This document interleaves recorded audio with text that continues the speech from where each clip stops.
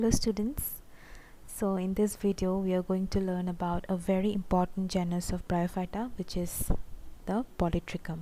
Okay, so overall we will study about the morphology, anatomy, reproduction, the sporophyte and the life cycle of Polytrichum, and it will be divided into several parts. So in this part we are going to study about the morphology and anatomy only.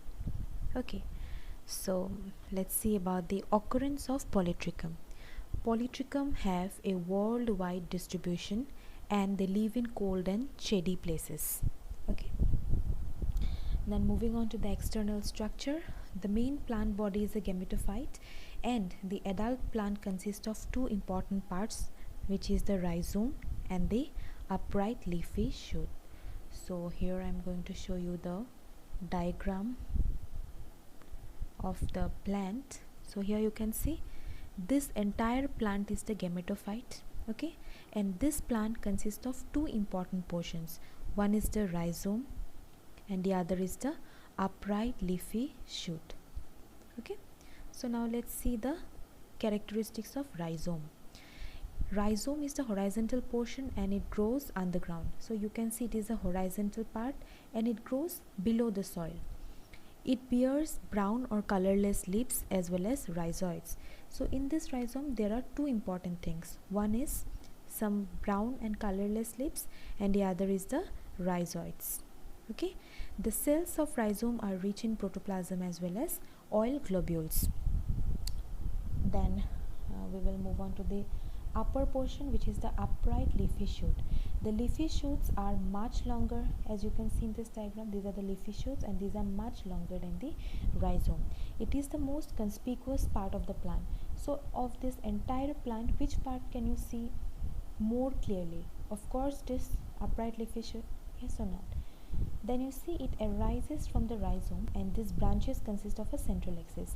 From where does it arises? It arises from the rhizome and it is having a central axis. These branches bear large leaves arranged spirally, and here you can see the branches contain leaves and the leaves are arranged spirally on it. Okay, now moving on to the morphology of leaves.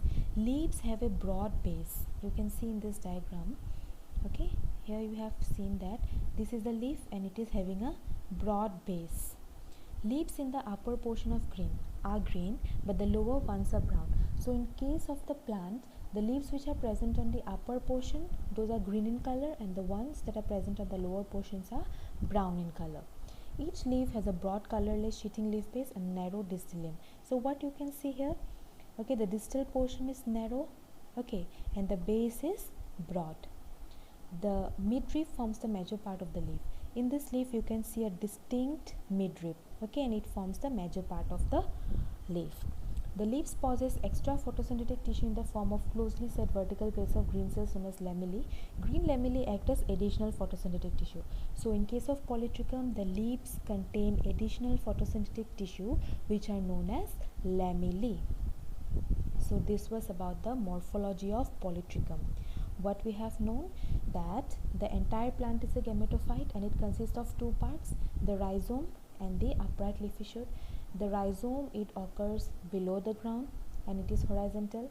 Okay, it bears colorless leaves, and from the rhizome arises an upright leafy shoot, in which the leaves are arranged in a spiral order. Then coming to the morphology of leaves, we have seen that the leaf has a broad base and a distal narrow limb portion, and the leaf contains additional photosynthetic tissues which are known as lamellae. Now I hope that the morphology part is clear to you all. So now let's move on to the internal structure of the plant. So first we will see about the anatomy of leaf. So here is the diagram.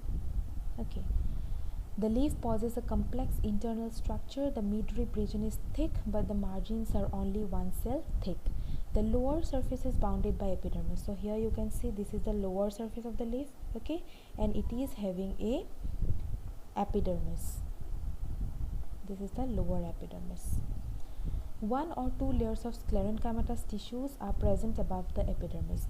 Just above the epidermis you can see there are one or two layers of sclerenchymatous cells. The central tissue of leaf is composed of thin walled parenchymatous tissues, and the central part of this leaf, it consists of parenchymatous tissues which are thin walled. But above this parenchymatous tissue there lies again the sclerenchymatous patches. Okay, the upper surface is formed of a layer of large cells from which arise numerous lamellae. This upper portion is the main photosynthetic region of the leaf. So as you can see in the diagram, the upper portion of the leaf anatomy consists of some specified tissues. Okay, and this tissues and the cells of these tissues contain chloroplast. These are known as lamellae, and they help in photosynthesis of the plant. So the upper portion mainly contributes to the photosynthesis. Okay, now we will see the anatomy of stem. The TS of stem shows three regions. One is the medulla, the other is the cortex, and the third is the epidermis. These are the three important points you have to note. There are three parts: medulla, cortex, and epidermis. What is the medulla? Medulla is differentiated into two zones: the central zone known as hedrome and the peripheral zone known as leptome. So you can see in this diagram the central portion is the medulla region. Okay, again within the medulla there are two portions. One is the central one known as hedrome. Surrounded by hedrome is the peripheral zone known as leptome. So leptome and hedrome together comprises the medulla. Then outside the medulla is the cortex. Cortex consists of thick wall cells, and the innermost layer of cortex around the conducting strands is known as mantle. So surrounding this medulla is the cortex, and the innermost layer of cortex is known as mantle, and this mantle consists of starch grains. Okay, and outside the cortex is the epidermis. Here you can see the epidermis. Okay, so this was the anatomy of stem.